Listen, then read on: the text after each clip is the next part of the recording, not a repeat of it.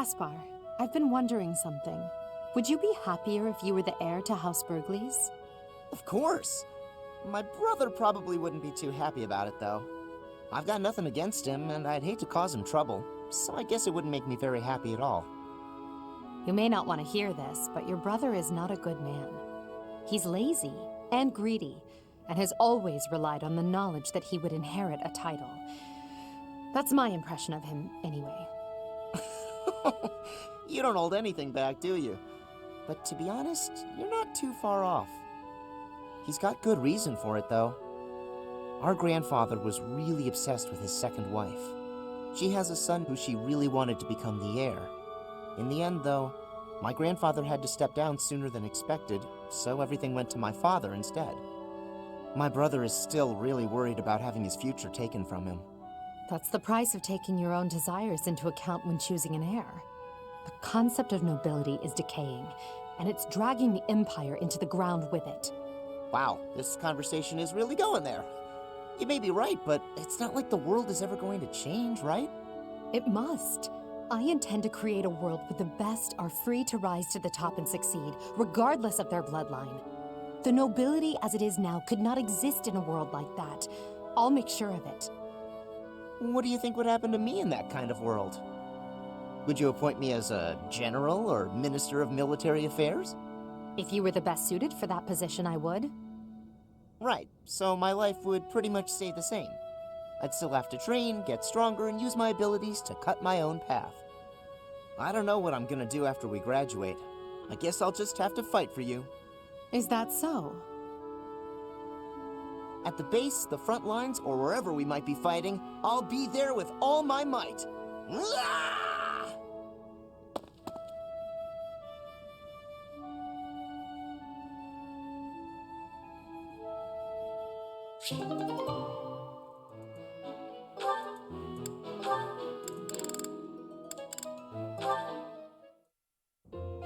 Good morning! The weather is nice today. So, it's, really nice weather we're having, isn't it? Indeed. Did you want something? I'm really sorry. I can't accept your apology until I know what it's for. Oh, good point. I'm sorry I said you were terrifying. Is that all? I'm used to that. No apology necessary. But you've been avoiding me since then, right? You even stopped doing your deathly grin. I am merely trying not to frighten you. Is there something wrong with that? It's not working. And yes, there is. You can't quit talking and laughing just to try to make me feel better. That's not really fair. I need to master my own fear. Is that right? Yes. Right.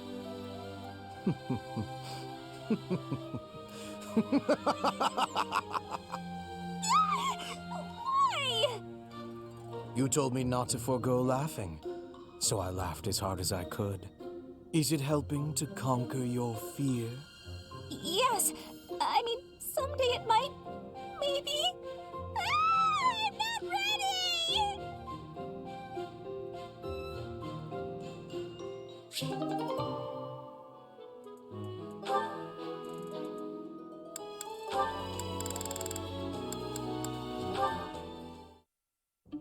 Now then, where is that book on dance? Hello, Flane. I'm curious if you could confirm some suspicions I have. Hello, Linhart. What is it? I've recently been lost in study on the topic of Saint Sethlene. You're familiar with her life, yes? I know a little of her, as do many. But what does this have to do with me? Interesting that you would ask that.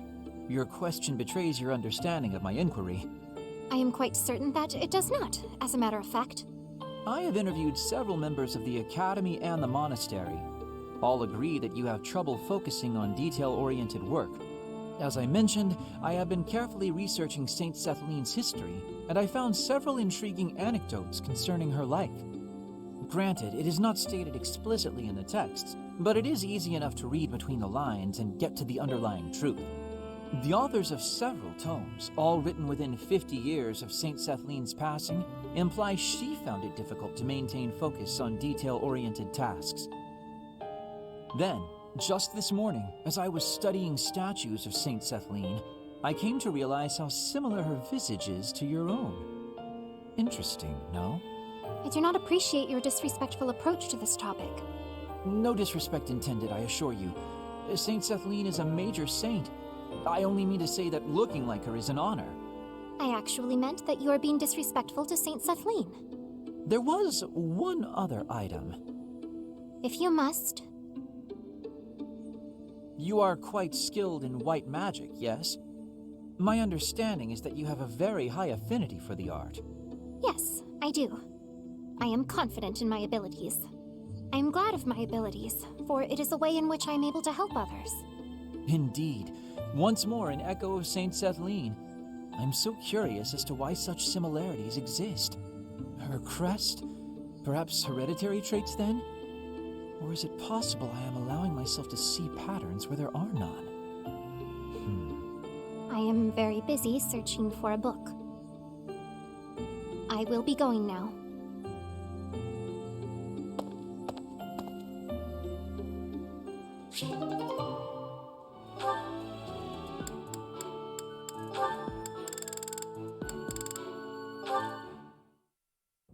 Hey, Dorothea, something's been bothering me.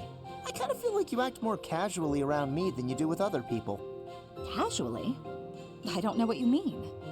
I just feel like you're always asking me to do things that might make other people uncomfortable. Like when you asked me to clean your room.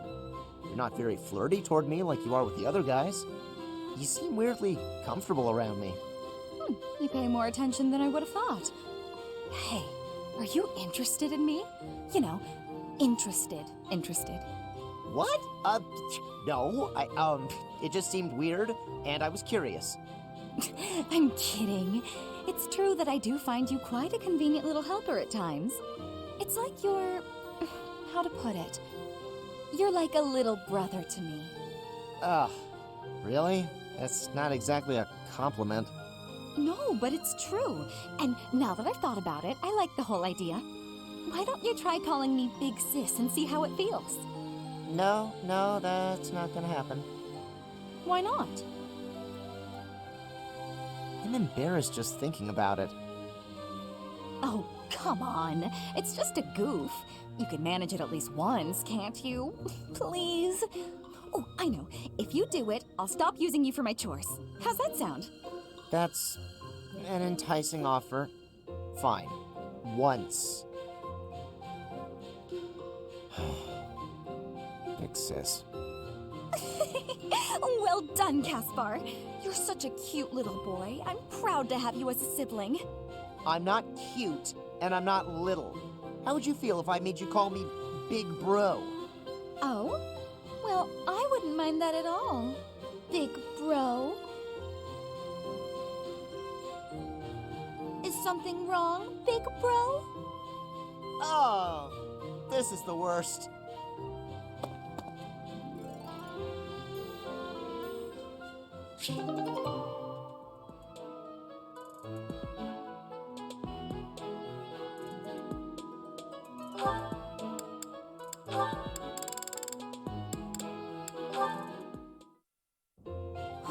That was my worst mistake yet. Why am I so clumsy all the time? The women laughed and forgave me, but... oh, how am I supposed to face them now? Hey there, Annette. What's with the sour face? Everything okay? I don't think I've ever seen you look so miserable. Don't tease me like that, Caspar. Can't you see I'm down? Sorry. You know I didn't mean it. Did something happen? You don't have to share if you don't want to, but I think talking it out might help. You might be right about that. Are you sure you don't mind? Not at all. Well, today they were short on staff in the dining hall, so I offered to help out, but I sort of messed up. Big. Oh no. What happened? All the plates in the kitchen went flying through the air, and the pots started giving off this weird blue steam. Wow, sounds more like art than cooking to me. The people in the dining hall saw the chaos and started panicking, and then soldiers came running. Finally, Catherine appeared and shut everyone up with a slash of Thunderbrand. All I was trying to do was help out. But in the end, I just ended up making more work for everyone. I'm awful like that. I wouldn't worry about it too much. Accidents happen. It's not like you were trying to make a mess. I know. The women at the dining hall laughed and forgave me. But, Was anyone hurt? well, no, but Well, there you go. No need to dwell on it and keep moping around. You had a bad day, but I'm sure you'll do better tomorrow. you know what? You're right. I guess all I can do is try harder next time. Thanks, Caspar. That really did help me feel better. I can't keep moping around. I've got to work on my cooking skills. And I can count on you to be my taste tester, right? Right. Sure. Just as long as you're not making any new art projects.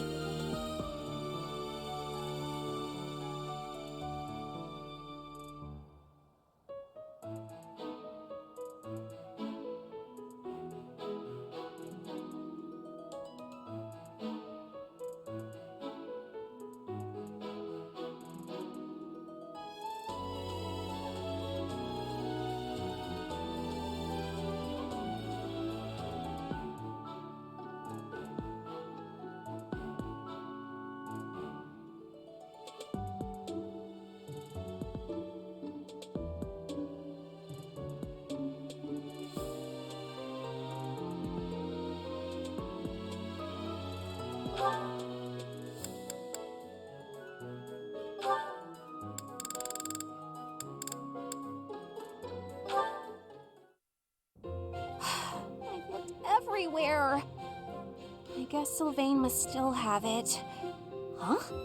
When did this book get here? Wait, this is mine. And there's something sticking out of it. A letter? Dear author, I read your manuscript quite by accident and duly apologize. However, I also write today to inform you that I enjoyed your story tremendously. I laughed and cried as the heroine overcame her many obstacles, growing stronger with each step. Your literary style presents a unique perspective. I could sense you watching over the protagonist. Wow, so many compliments, and so much attention to detail. A girl's failures are as compelling as her triumphs. Since authors are told to write what they know, I believe your tale would not have been so convincing were it not for your own experiences. What? My own experiences? That's a weird way to give praise. Who wrote this anyway? Who would read my story so carefully and then write this long letter to tell me about it? Whoever it is, they must be wonderful. Someone like my dear old uncle. I do hope my letter inspires you to keep writing. Looking forward to the next chapter. Your devoted fan, Sylvain. What? Sylvain? It can't be! Hey, Bernadetta. Did you read my letter? How long have you been standing there? I'm sorry, but I fell head over heels for your story. It's so good, and I just had to tell you about it. So, what do you say? Will you write more? Why don't we talk literature over some tea? Oh, I see your plan now. You're out to humiliate me. Very clever, but I'm not falling for it.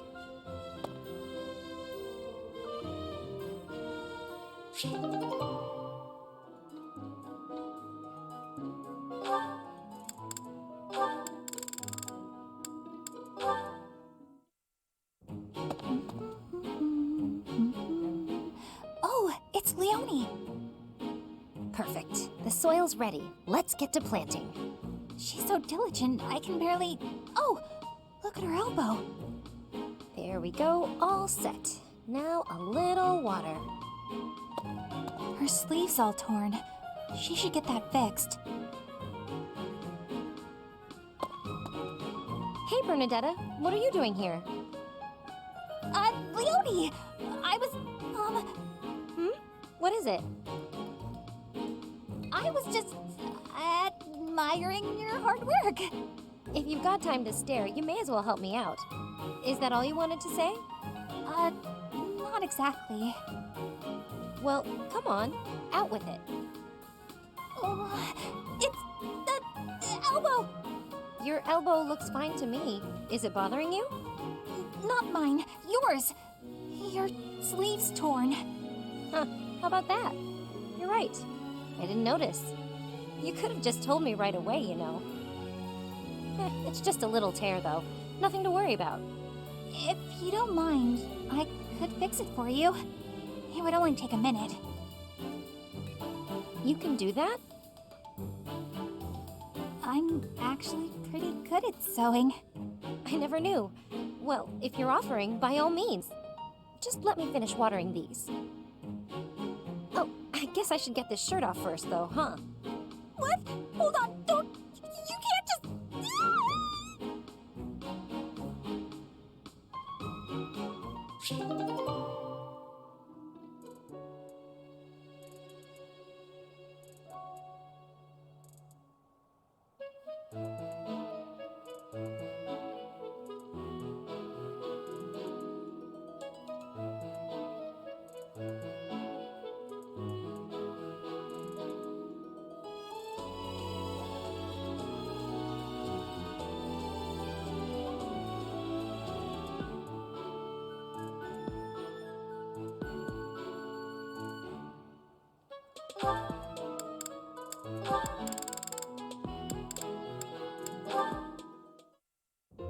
Ah, Dorothea. What are you doing here? I was actually waiting to see you. Were you going to invite me out to dinner? I accept. Yes, I was. I don't think it would be so bad to share a meal with you from time to time. How about tonight? I'm busy tomorrow. That's fine by me. What are you busy with, I wonder? Girls? And more girls? Isn't it an unwritten rule not to ask about such things? But what a curious turn of events. Have you perhaps got an ulterior motive? No ulterior motives. If you're worried, we can just pretend this conversation never happened. No, wait! That's not what I meant. I just don't understand why you want my company now, when you've always been so cold to me. Have you perhaps fallen in love with me? My stomach just got queasy. You know what? Maybe I'll eat on my own after all. Fine, fine, I get it. You want someone to chase your loneliness away. Something like that, yes. If you don't want to, I'll ask someone else. Don't dream of it. It would be my pleasure, milady. And to be clear, the reason you chose to spend time with me is my family, yes? Or is it my crest? Both? I'm just curious about such things. Say I was a commoner. Would you still have invited me to dinner? Is this really necessary for a simple dinner invitation? Actually, I have a question of my own. Say I was a hoarse-voiced old hag. Would you still be flirting with me? Would you still want to hold my hand and whisper sweet nothings? That's a difficult question. I have nothing against mature women, but... Even if you were an old man, I still would have invited you out. If you were a former noble exiled from his family or an orphan from the streets, my heart cares not. Just kidding. I just wanted to try saying it. Of course it's better that you have money. You little... Yeah, that's probably true. So, Dorothea, about that dinner? It would be an honor to have you join me tonight. And let's not talk about things like this over dinner, okay? Even if I was an old man or an orphan, huh?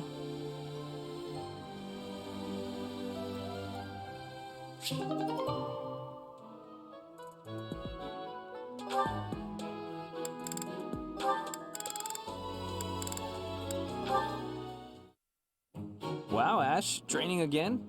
You're taking this whole night thing pretty seriously. It's just my daily training. Maybe you could stand to be a little more eager yourself? If I want to be a great knight, I've got no choice but to put the effort in. No choice. I think you're making life too difficult. Knights don't have to be perfect. All I'm saying is, I've seen some pretty sloppy knights out there. That's not going to be me. I'm going to be a proud knight, virtuous and gallant. Virtuous and gallant? Are you kidding me? If you just ride around being virtuous, people will get fed up. They'll boot you out of town.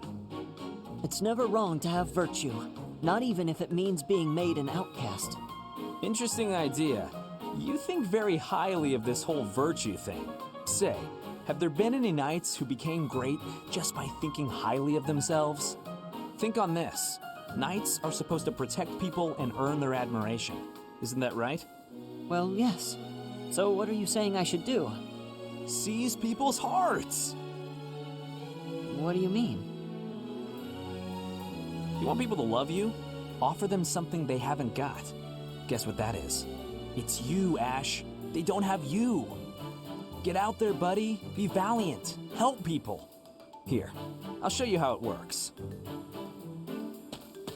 Sylvain, don't go bothering people. Hey there, cutie. You seem to have lots of bags there. They must be heavy. My name's Sylvain. Let me help you out. Are these going in the warehouse? Helping out those in need, I guess that's a good start. No thanks necessary. It's been enough just to be able to talk to you. Well, if you insist. How about we go get some tea? It must be fate that we met like this. I'd like to get to know you. Great knight, huh? More like a great philanderer. Seems like all he wants to do is flirt with women. No, I can't allow this. I have to stop him.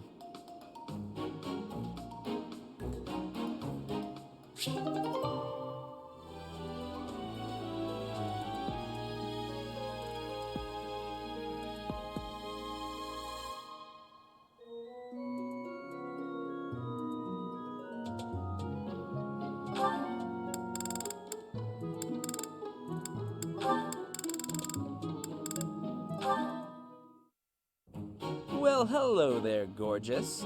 You're looking lovely today. Join me on a stroll around town?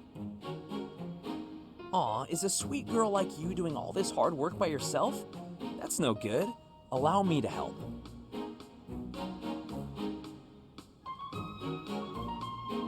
Hi. Oh, hey, Leonie. Sorry, but I'm kind of in a hurry right now. Hey, get back here! Whoa, no need to yell. Do you need something? You chat up all the girls like that, don't you? What a terrible thing to say. I see a girl, I figure it would be rude just to pass her by without at least a wink or a nice word. But you knew that, so I'm going to get going now. See you, Leonie. Wait, now hold on.